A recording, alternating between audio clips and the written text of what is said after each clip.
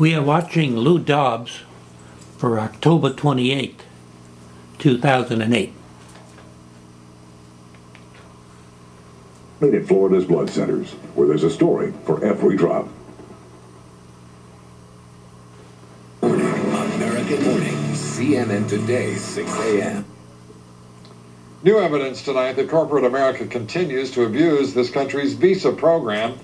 The Department of Labor reporting that a New Jersey computer company cheated foreign guest workers out of their wages, the very same cheap foreign labor that it hired to replace middle-class American workers.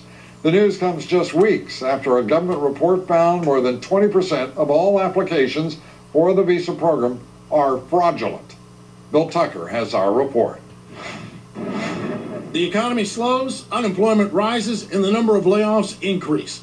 A website logging the layoffs in the tech industry run by CNET shows more than 45,000 layoffs announced in the tech industry alone during October. Yet, both presidential candidates remain supportive of expanding the H-1B visa program for hiring skilled foreign workers. They support the program even though a recently published investigation by the U.S. Citizenship and Immigration Service, which oversees it, found a fraud rate exceeding 20%, with violations ranging from non-existent businesses being granted visas to phony job descriptions. One group representing American computer programmers says the H-1B system is bankrupt.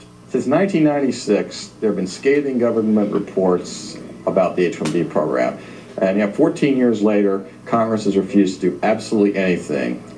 Basically, H-1B is the best legislation money can buy. Ironically, the first report in 1996 was from the Department of Labor.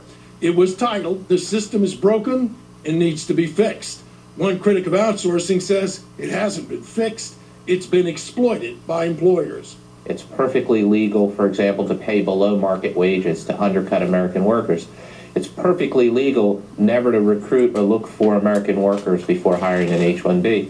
And it's perfectly legal to replace American workers with H-1B workers, oftentimes forcing U.S. workers to dig their own grave, forcing U.S. workers to train their foreign replacements. So those critics say it should be no surprise that Bill Gates, when asked last year by Congress what the limit on the program should be, had this to say. Even though it may not be realistic, I don't think there should be any limit. Bill Gates' answer is, there is a worker shortage, and if he doesn't get more visas, he will move his businesses overseas.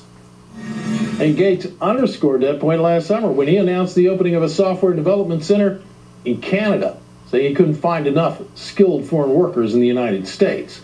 Wages for computer programmers, by the way, fell 5.5% from August of last year to August of this year, according to the Bureau of Labor Statistics. I don't know, Lou, does that sound like a labor shortage to you? Well, no, and it sounds like more nonsense from Bill Gates, an obviously intelligent fellow, also extremely wealthy, but also, frankly, lying straight through his teeth when he talks about H-1B visas and his reasons for moving plants.